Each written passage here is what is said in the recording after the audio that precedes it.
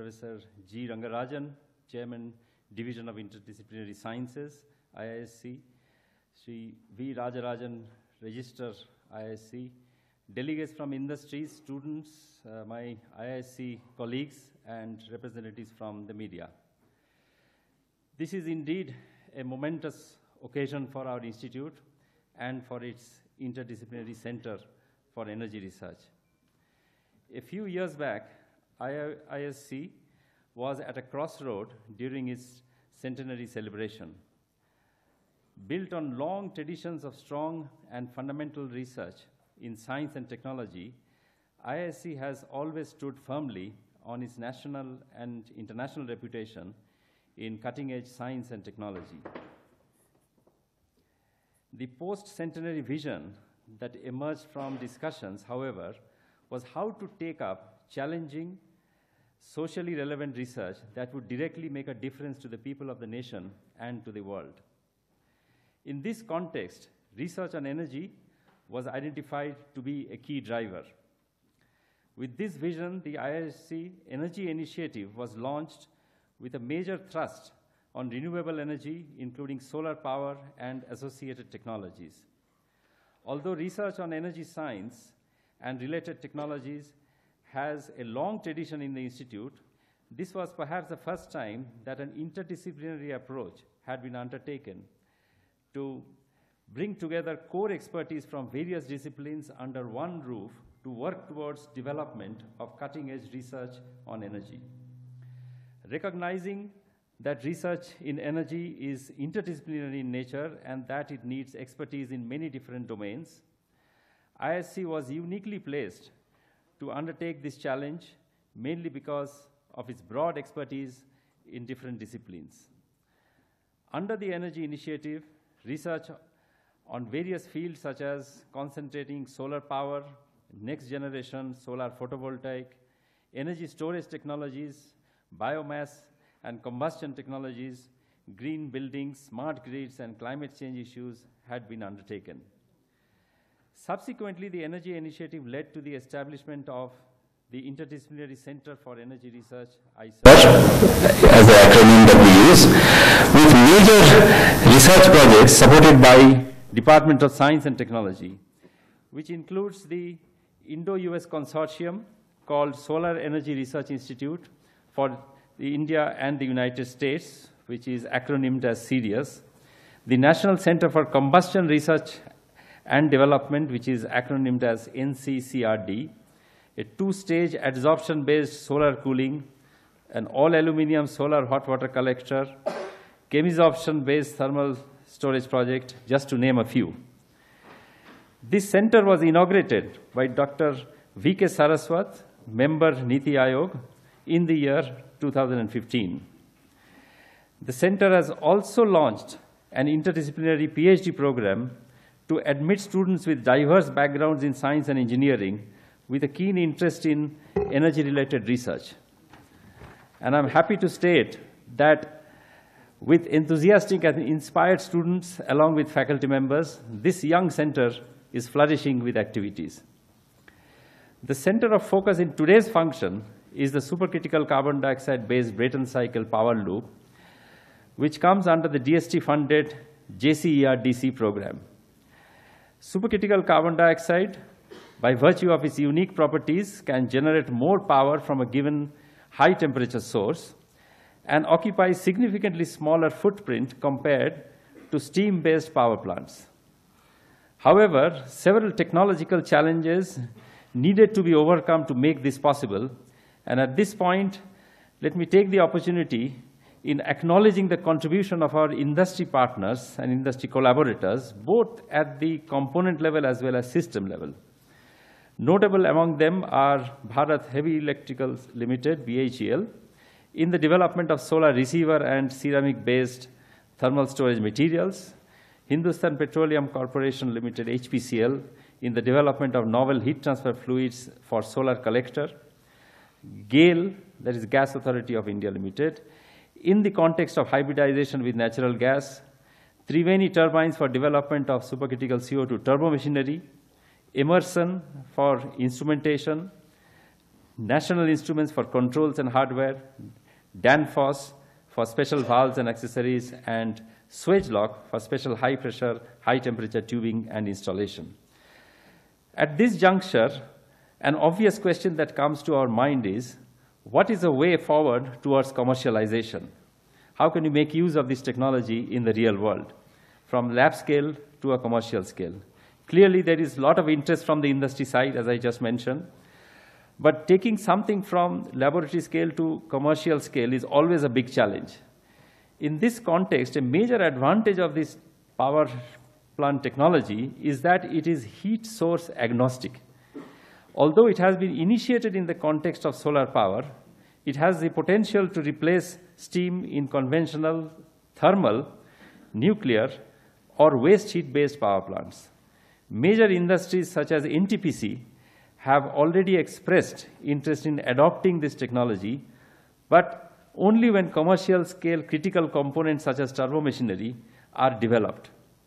In this context, I'm happy to state that Triveni Turbines have come forward to partner ISC in developing supercritical CO2 turbines.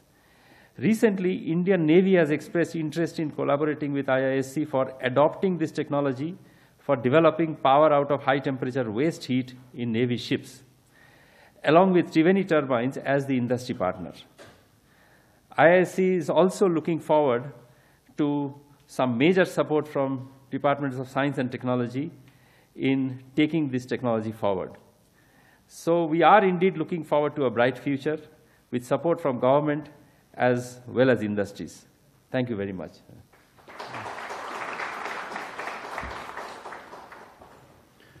Thank you, Professor Pradeep Datta. Now I request our Director, Professor Anurag Kumar, to make his remarks.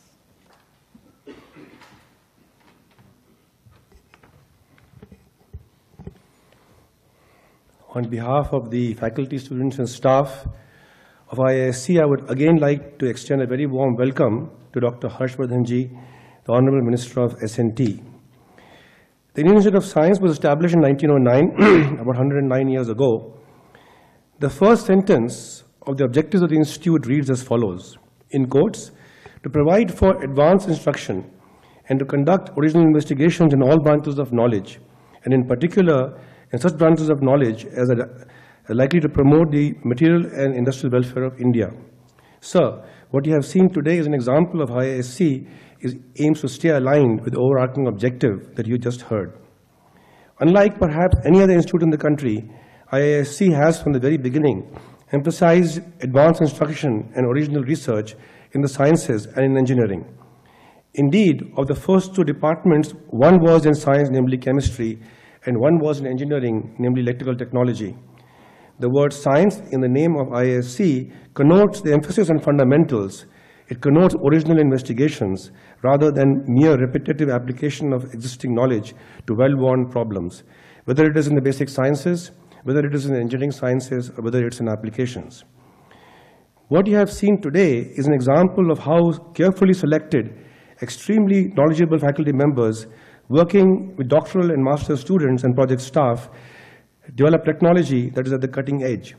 Progress and success in these technologies can only be achieved by people who have developed deep expertise, having conducted original research in the highly multidisciplinary areas of turbines, high-speed generators, compressors, heat exchangers for prescribed pressure and temperature ranges, along with developing the materials to withstand such temperatures and pressures.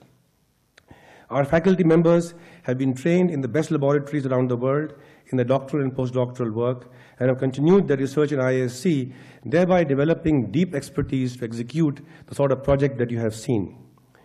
This project is highly interdisciplinary, requiring a variety of expertise for its successful execution. It is to encourage such research that a few years back we set up several interdisciplinary research departments in areas such as energy, water, transportation, Internet of Things, climate change, biosystem science and engineering, and nanoscience and engineering. Many of these centers have recently been brought under one division headed by Professor Rangarajan called the Division of Interdisciplinary Research.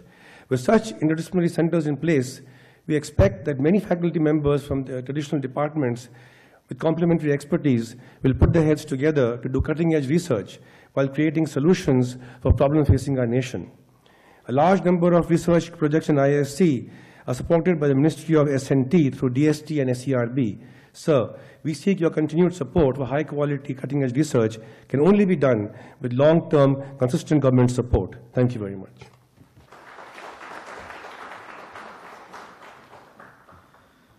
Thank you, Professor Anurag Kumar. Now I request Dr. Harshvardhan, Honourable Minister, to release the supercritical carbon dioxide facility brochure.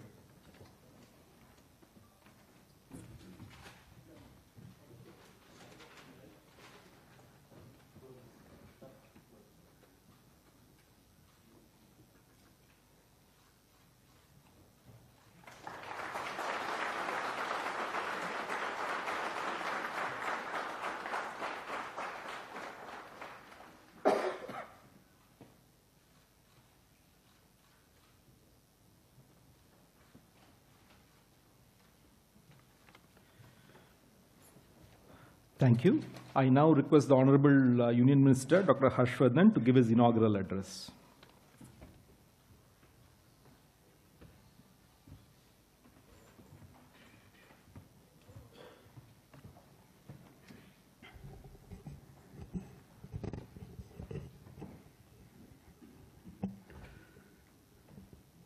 Professor Anurag Kumar, Director, Indian Institute of Science, Professor G. Rangarajan, Chairman, Division of Interdisciplinary Research, Professor Pradeep Datta, Professor V. Rajarajan,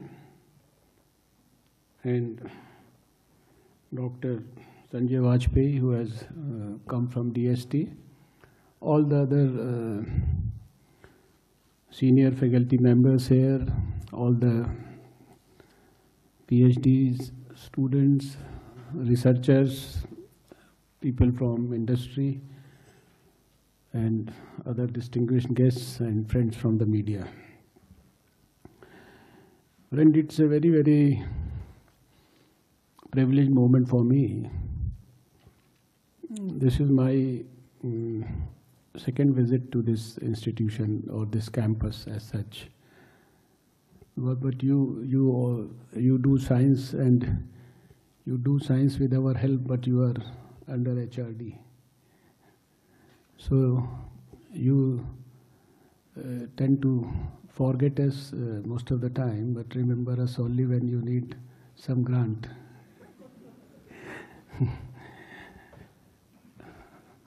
Just joking, don't take it seriously. So I remember I came to this very hall sometimes in 2015. It was probably when I had released one book of one of your colleague professors, Professor Akhilesh, on management issues in research and all. And it was a very useful book. And since then, because that was the first time I had a good quality introduction with him, so for the subsequent years, he helped us in our DST meetings, and we used to call him for DST meetings and see what our people are doing, and then to give us some management inputs about research and all that. So after that, today it's a very, very prestigious occasion, and what you are doing and what has been shown to me about this new project, which we call as the Supercritical Carbon Dioxide Brayton Cycle Test Loop Facility, which has a huge potential to virtually change the energy scene of the country and, of course, the whole world. I've been told that similar research is going on in 4 more countries. It's in, I was told, in America, UK, and maybe Korea, Japan. These are the 4 places. But I'm happy to learn that in spite of the fact that they have been doing it for 15 years, and we started this activity only 5 years back. We are right now at par with them in terms of whatever we have been able to achieve till now as outcomes. There are some technical issues or maybe whatever you call as scientific issues to be resolved. But I'm sure that with the type of dedication and the quality of sincerity, etc., that our scientists have in this country, and more particularly this institution, I know is one of the it's a pride of the not only the science community, but it is a pride for the whole country, and it's probably the only institution which finds a place amongst the top, maybe top 10 of the whole world. Am I right? Small investment. Huh? Small investment. Yes. So that may be by definition small, but you have a 400 acres campus, and and you have a 100 years long history, and the history is so inspiring. Whenever I come to Bangalore and I am around in this area, I can visualize Swami Vivekananda talking to Jamshedji Tata, moving from Japan to Chicago in 1893. And then it reminds us of the great Chicago address of Swami Vivekananda, which created so much of history for not only India but for the whole world, and more particularly for America. They never allowed him to come back for many years after that. So it's you see this this institution, if it may not be an exaggeration to say this has the soul of Swami Vivekananda here. He's watching what is, and he's the man who in fact said that you can blend everything so well, whether it is values or education or science or spirituality, all these good things. He gave us the thought process to actually blend all of them together and deliver them or use them for the betterment of mankind. And this is an occasion to, in fact, I would certainly love to express our gratitudes to the great people like Jamshedji Tata, who visualized this institution and not only visualized, developed that great connection and got the Maharaja of Mysore also into it, got the government, whether they were the Britishers at that time, and then got this great building. And coming here also reminds me of the greats like Sir C.V. Raman. I think I still remember when I go to the institution which is called the Cultivation of Science, Indian Institute of Cultivation of Science in Calcutta, I see a very emotional photograph of Sir C.V. Raman. I don't know how many of you have seen that photograph or not, but there is a photograph where he virtually has tears in his eyes while he has gone to receive the Nobel Prize in 1930, because there is no Indian flag in front of his,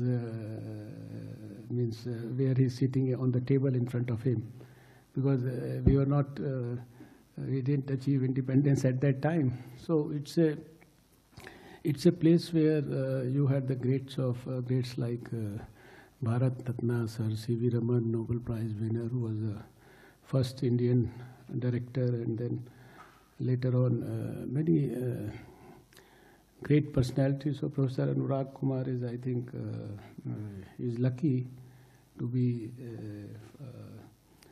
one following the footsteps of great people like Professor C.N. Rao, another Bharat Ratna, and so many, Dr. Padmanabhan, and then I was looking at the number of this a lot of Rhodes scholars, lot of you see fellows of the Royal Society, lot of thousands of members of the Indian and the Foreign Academy of Sciences here, also hundreds of S.S. Bhatnagar awardees. I know what an S.S. Bhatnagar awardee means, then 4 of your directors were knighted also. So it's a fantastic place. It's a privilege, and to have a faculty of 450 learned teachers with 4,000 students, 2,800 out of them just PhD students. And I was so happy to learn that your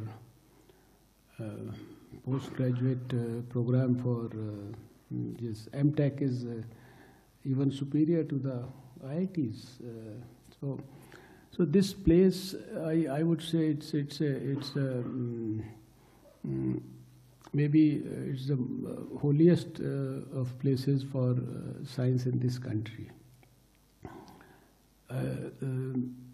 Fortunately for us in India, right now we have a very great period in the sense that we have a very, very passionate Prime Minister. Passionate in the sense is not only passionate for the various things that you keep hearing day in and day out about the poor people, or for the farmers, or for the laborers, or for solving the problems, but he's very, very passionate about science. And he has a huge and tremendous confidence in the ability of our science professionals, in the ability of our engineers, doctors, and he strongly feels. And in fact, I have also now, after having spent almost 3.5 years in science ministries, and lately in the environment ministry also, because most of my life I have worked in the field of health, almost 4 decades. And that has always been a passion area for me. But after having worked here as Science and Technology Minister, I strongly feel that science probably has enough strength and potential to solve virtually every unresolved issue of this country. It is only the direction and the approach, a new vision, a new out-of-box thinking, and then to develop an innovation ecosystem in the country where everybody, and especially the young people, are thinking afresh.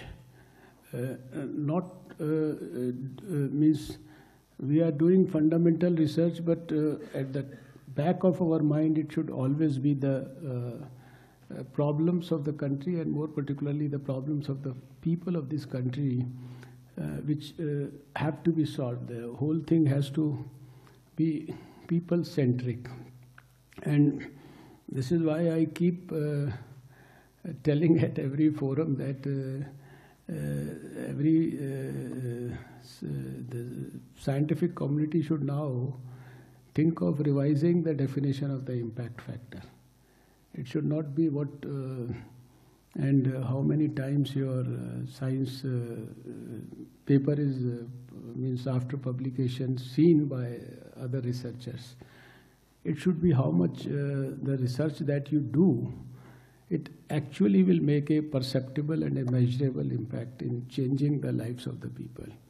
And if I think that approach is changed, and the way I see after having visited almost every science institution in the country belonging to CSIR and biotechnology, DST, Ministry of Earth Sciences now, I see so much happening inside the laboratories, so many new technologies and so many solutions being found that I agree with the earlier speakers that the bigger problem for us is translation. Translation or transfer of technology ultimately to the people through the industry. In science and technology, we have in the last 2-3 years, we are trying to develop a very good quality synergy between the various, you can say, facets of science, various departments of science within the scientific community also, and asking the scientific community and the institutions to work in, you can say, with sectors in their mind. Means few institutions, they are working together for the energy sector, some are working for the strategic sector, whether it's a biochemical sector or a chemistry sector or a physical sector, etc., etc. We have to ensure that we no longer work in silos. And I think this all is actually producing a significant change. Because when I look at parameters of evaluation of the position that we enjoy at the international level, it's quite encouraging, and it gives us a sense of pride about the achievements of our scientists. In the afternoon, I'm going to visit your nanotechnology thing. It's a newer thing, but we are third in the whole world. In advanced manufacturing, advanced engineering, we are again third in the whole world. CSIR, when I look at the achievements of CSIR amongst a list of 1,200 institutions all over the world funded by government money, funded by government support, we, as per the latest Chicago ranking, we are ranked at 9th position in the whole world, is a list of 1,200, and similarly ranked at 75 in a list of over 5,000 institutions supported by government as well as the private sector. We are number 1 in early tsunami warnings in a country which was taken aback in 2004. It's not too far back. And in weather forecasting and in, you see, early diagnosis or prediction of cyclones, etc. We are number 4 in the whole world. Only America, England, and Japan are ahead of us. We have just installed the biggest, most powerful, high-performance computer of the whole country, taking our capacity to 8 petaflops. And in terms of your research publications also that you do day in and day out, and which you feel so happy about, we are 6th in the whole world with the growth rate of 14% as compared to 4%. So as scientific community, I think we have done quite well. We are like this example of what I have been able to inaugurate today is also a very, very great example that you have been able to reach to a level in 5 years which the others have been able to do in 15 years. But now is the time when you can beat all of them. Means if you maintain the same speed and the same intelligence and the same commitment and the same dedication and the same devotion, and of course we have to thank and congratulate Triveni turbines. At least one industry has come forward. The Indian Navy has come forward. So we, without losing heart, we have to, I think, keep trying, keep pushing, and see that our dream should be that we don't think of finishing it in 5 years, 10 years. Our dream should be to deliver it to the whole world as number 1 country in the whole world, and for not only this facility, but most of the facilities. And I am sure that you all have the capacity and the capability to do that. Most of the people in the scientific community, they look at the Indian Institute of Science with a lot of, respect and hope. I think my own DG in CSIR is probably a product of Indian Institute of Science, and every time in any discussion he will bring the Indian Institute of Science into the discussion. So everyone who has been, all of you students, I feel that you are really fortunate and to have got this opportunity to be part of this institution. My only appeal to all of you is that whatever you are doing, there should be a very, very well-defined, definite purpose behind your efforts. The biggest problem of our country in general is that we are usually habitual of doing routine work. And from that routine mode, what we have seen is that our Prime Minister wants the country to change itself and get into a proactive, dynamic, versatile, or I would say out-of-the-box mode. And that is where we will find solutions to many of the issues. There are a large number of national missions that he has launched since the time he took over as Prime Minister of India, whether it's the Swasth Bharat or a Swachh Bharat or a Digital India or a Skill India, etc., etc., and a Namami Gange program. All these programs, and more particularly for the issues related to health, water, energy, all these programs, they need a very strong and good quality backing of science and the scientific professionals to be able to really deliver the true relevant outcomes. And I would request that Indian Institute of Science, you should in fact ensure that for everything that we do, because there are very strong, powerful, ambitious goals that have been set. Whether it's a clean energy goal, it's a very strong 175 gigawatts by 2022. There is a strong mission innovation for handling issues of climate change and global warming. We are talking of electric vehicles by 2030. We are talking of doubling farmers' income by 2022. These are the issues as a science person, if you think, what can we do about the farmers? But when I visit my labs, I see that a small text message that my Earth Sciences Ministry sends to the farmers, it sends a small text message to 24 million farmers in this country, just telling them what's going to be the weather in your area in the next 2-3 days. And according to that, the farmer is planning his agricultural activities, when he will sow his seed, when if there is a heavy downpour, he will protect he will preserve his water, how he will conserve water, how he will use his, protect his, all the agricultural things.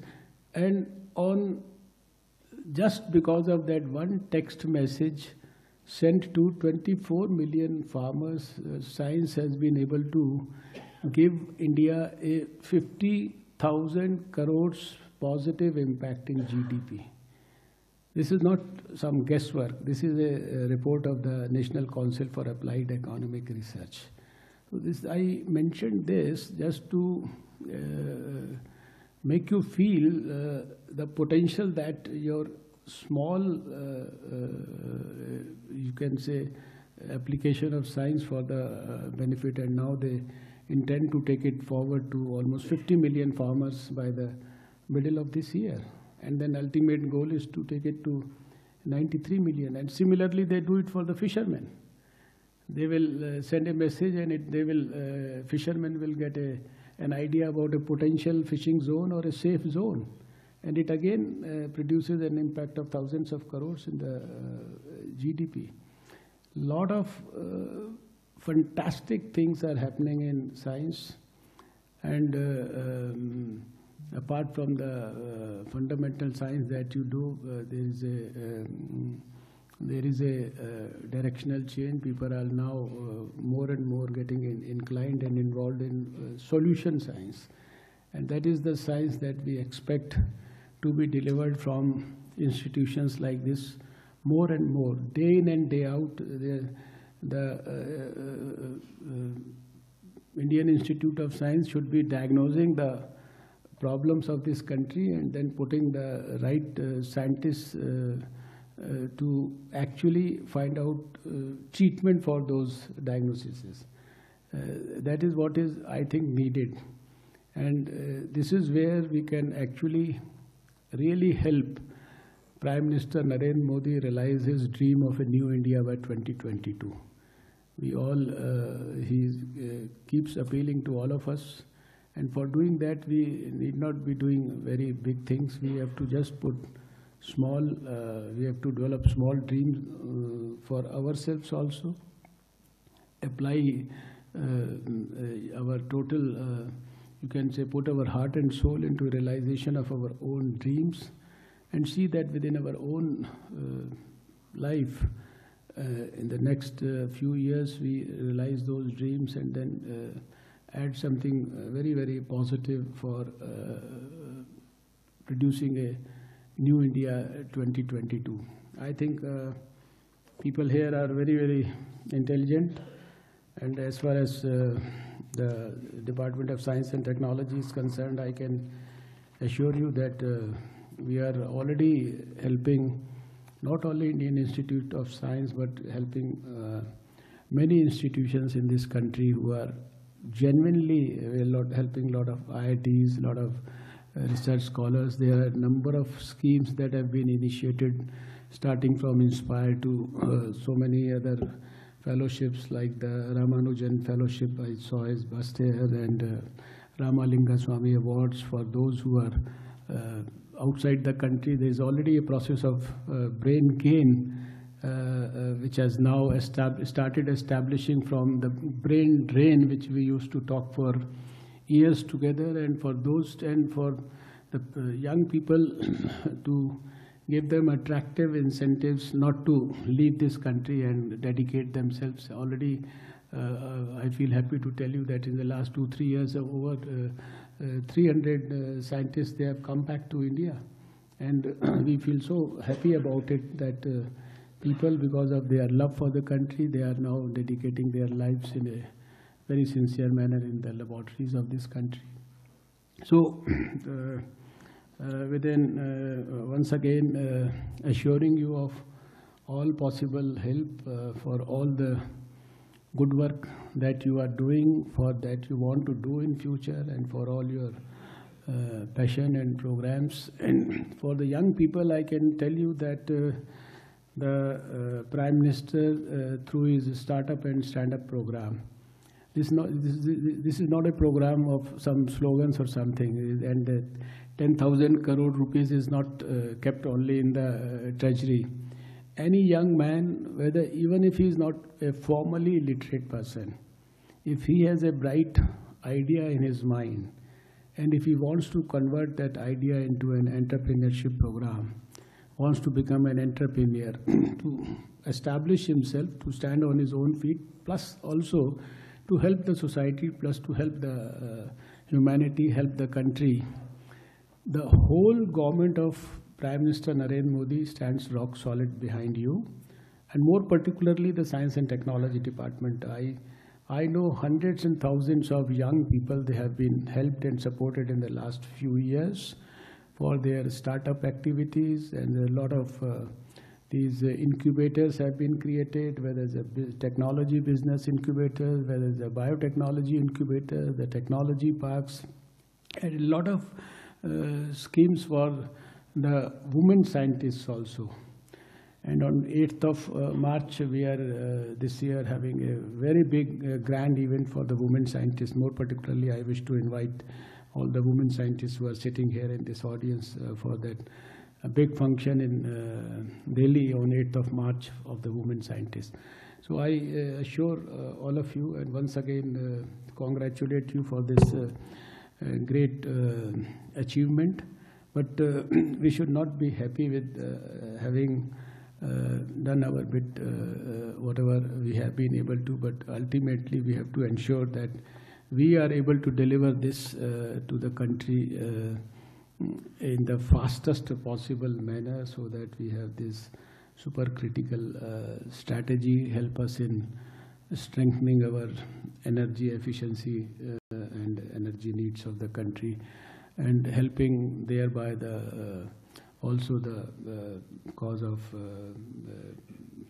climate change mitigation issues and all that. So thank you so much, and once again wish you all good luck. I feel so privileged to be part of this august audience today, and I wish you all good luck for your bright future. Thank you.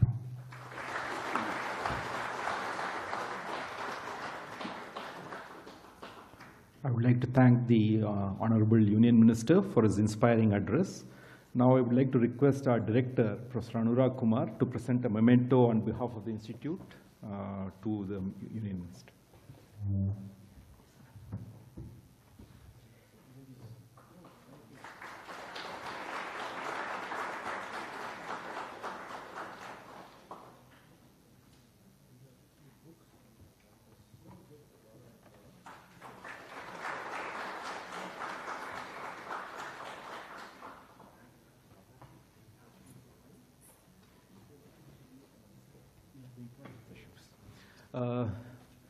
The Honourable Minister has kindly agreed to spend some minutes interacting with the students and faculty of the Institute. So if students, especially students and also faculty, if they have questions for the Honourable Minister, please, you can ask your questions.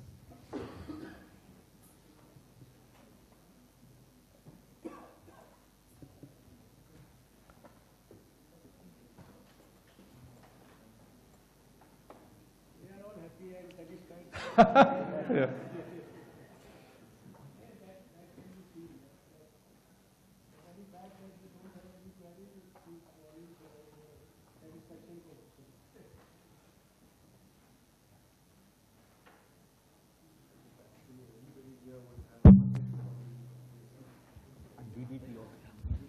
Hello, sir. I just wanted to ask you that the percentage allocation of GDP, to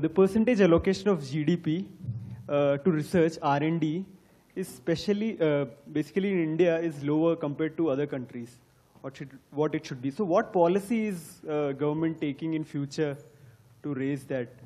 You see, when you look at the facts, you find your statement wrong, because in the recent years itself, what we spend in research and development is almost doubled in become 3 times.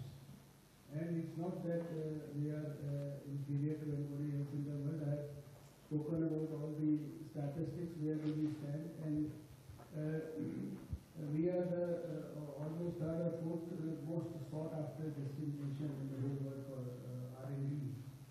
And we have a very advanced, I tell you, a very advanced collaboration with almost 44 countries of the whole world.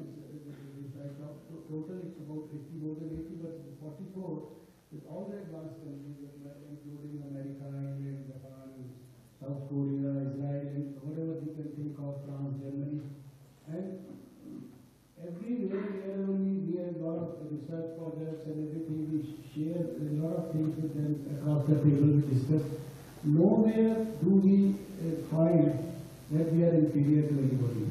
But you see, it's for things like research and all, the unfortunate thing is that we need to have more of support from the corporate world for research. That is probably not up to the optimum level. But you see, for anything which has a vast potential or infinite, you can say potential, sky is the limit. But we as intelligent Indians, we have also learned to use our resources in the most optimal manner. For this present government, I can tell you, even this year also we had an increase in our allocation in science and technology of the departments. And government has a strong commitment for science. It's not that we are doing routine science. We are doing the high-ended things also, whether it's super computing mission you are for that. We are doing the biggest 30-meter telescope. We are doing the gravitational waves. We are doing artificial intelligence. We are doing robots. We are doing the Internet of Things. So it's not, you should not consider India as inferior to anyone. Our intelligence coefficient or scientific coefficient, whatever, is, I would say it's far better than many other students of the world. So, but whenever there is a need, you see, for any project, in this year's budget also you must have seen that for these latest issues, the artificial intelligence, cyber physical systems, etc., the government has put over 3,000 crores only for these major things. So our commitment for science and to keep the science level at par or maybe better than the rest of the world, it's absolutely, we should not have any control. Thank you, sir. Any other questions? Yeah.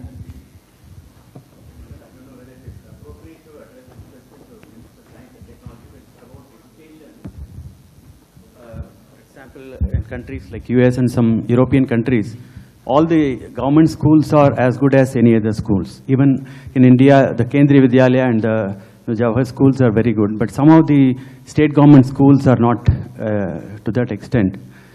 We give 100% tax rebate for people who donate to things like Prime Minister's Relief Fund and certain other this thing.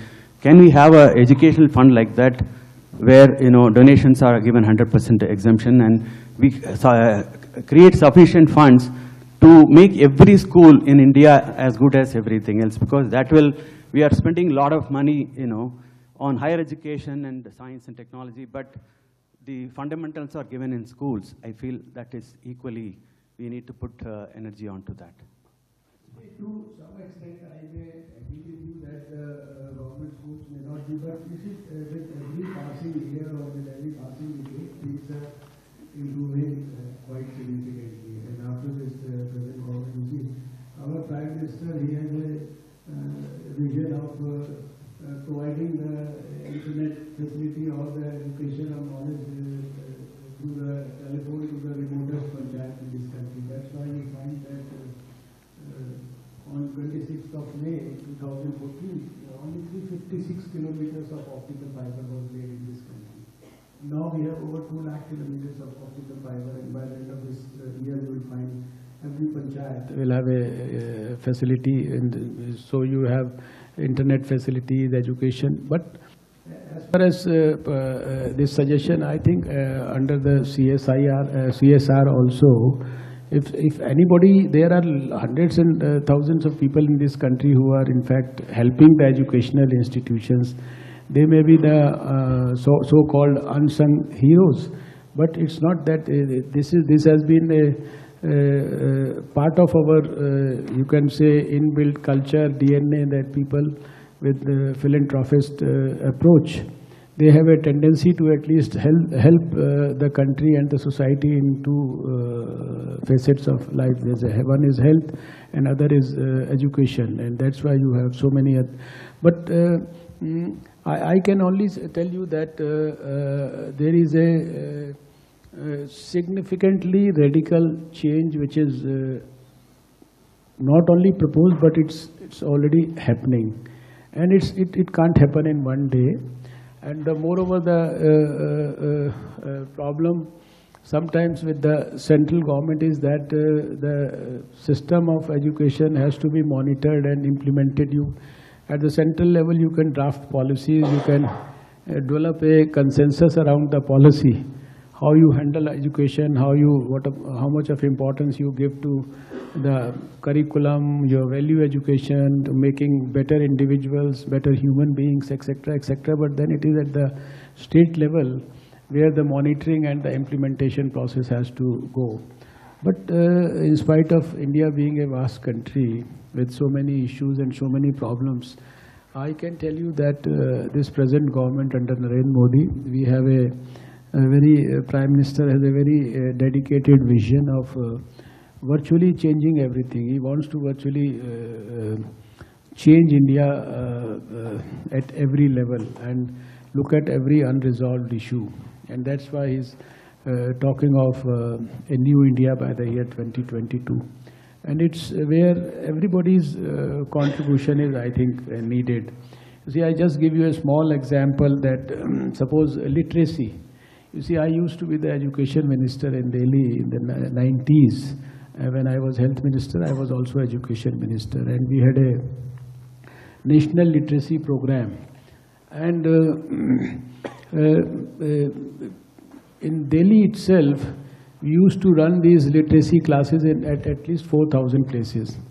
And at these 4,000 places, you'll be surprised and feel happy also, and sometimes sorry also, that these 4,000 literacy mission classes where you convert a an illiterate person into a functionally literate person by dedicating 1 hour for 6 months. And a person can in fact teach 20 persons at a time. That's a national literacy mission. 4,000 places, the majority of the teachers in these classes, they used to be the young girls. I have to remember them, those girls, with a lot of nostalgia. They could not, you see, study more than, say, 10th class in their own personal life.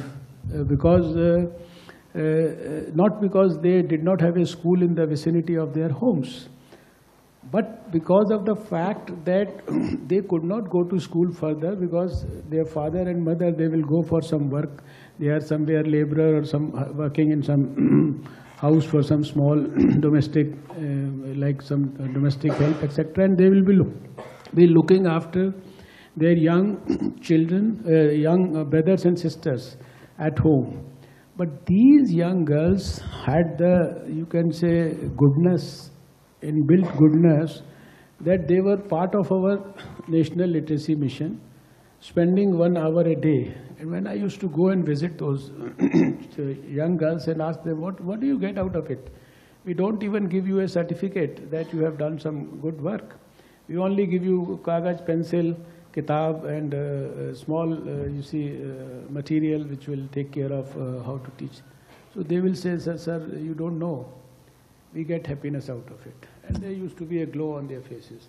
So, you see, when I see such examples, and when I go to the big institutions or where we have the most highly educated, dignified, so-called dignified professionals who have taken big degrees, and they are all, after taking degrees, running after money and have forgotten all value systems, and they can even push or crush any body to go faster than the others.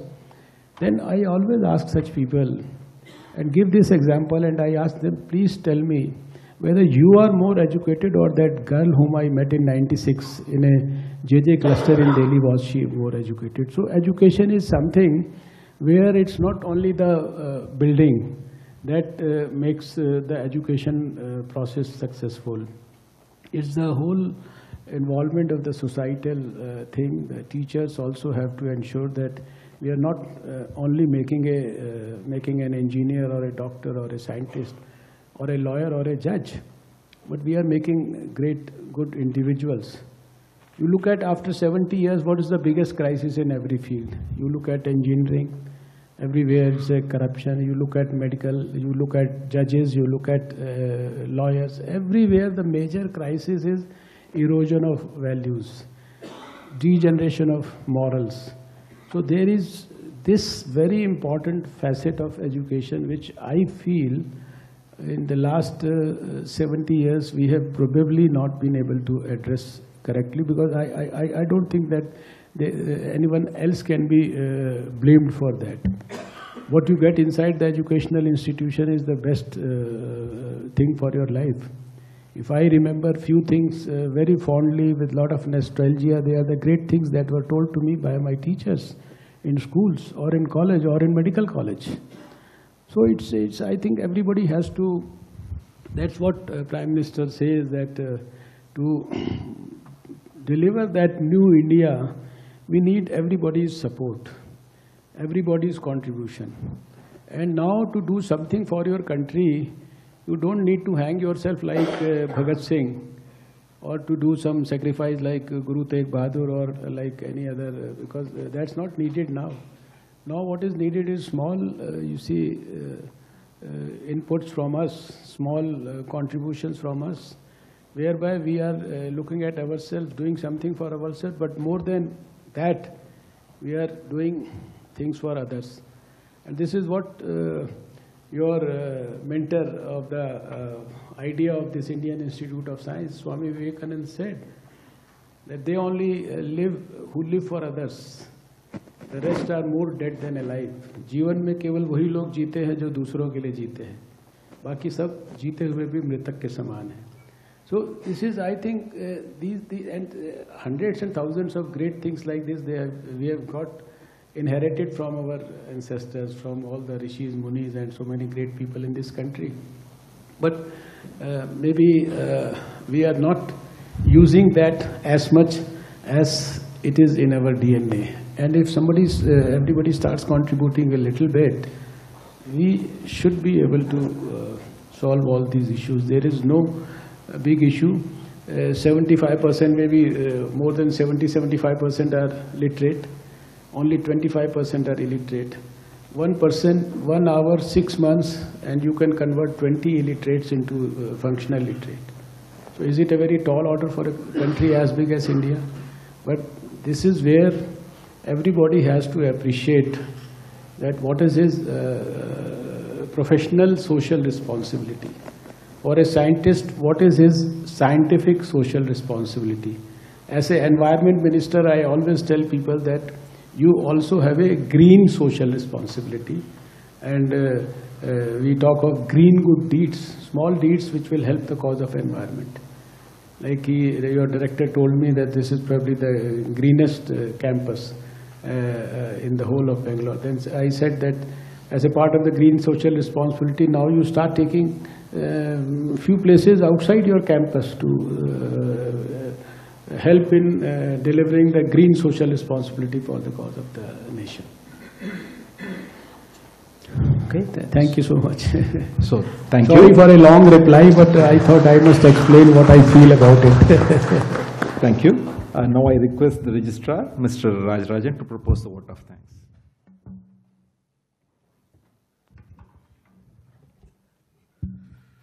Ladies and gentlemen, a very good afternoon to all of you. We are extremely grateful to Dr. Harshvardhan, Honourable Minister for Science and Technology, Ministry of Environment, Forest, Climate Change, and Ministry of Earth Sciences for sparing his valuable time for inaugurating the supercritical carbon dioxide Brayton cycle test loop facility at the Institute, and for his continued support for science and technology activities in the country through various research programs administered through DST, DBT, and CSIR. Particularly at IISc, support for almost every major R&D program has come from the Ministry of Science and Technology. Honourable Minister, we have taken note of your observation in your speech, and we hope to see you more often in the Institute. We are extremely grateful to you, sir, for your support. We are extremely grateful to you, sir, for your support and for your august presence here. We are thankful to Dr. Ashutosh Sharma, Secretary, DST, in absentia, for being the pillar of support to IISc through major R&D projects. In particular, we would like to thank DST for initiating this JCER-DC program, under which the supercritical facility has been established. We would like to thank Dr. Sanjay Bajpai and Dr. Vineet Saini for coordinating this event from DST side. We would like to thank BHEL, HPCL, GAIL, Triveni Turbines, Swagelo, Emerson Instruments, National Instruments, and Danfoss, our key industry partners, who have developed various components and subsystems for the supercritical CO2 facility. We would like to place on record the exemplary efforts taken by Professor Pradeep Datta and Professor Pramod Kumar, ISIR, for getting this facility set up at the institute and for coordinating this event. We thank the faculty, staff, and staff of ISIR for their involvement and support for setting up this facility and organizing this event. I thank Professor Joykuri and his team, with special mention to Dr. Shankar, for their quick support for setting up live streaming of this event. My thanks to Professor Kaushal Verma and his team, with a special mention to Kavita, for bringing out wonderful publicity materials. Thanks to Ms. Ranjani of ODAA for help in making the press release. Thanks to the officers from PIB, Doordarshan, AAR, and other print and electronic media for being present here and making extensive coverage of this event. My sincere thanks to all officers of the administration who had taken every effort to make this event successful. And thanks to the faculty and the students who are present here. Thanks to one and all who are present here. Thank you so much.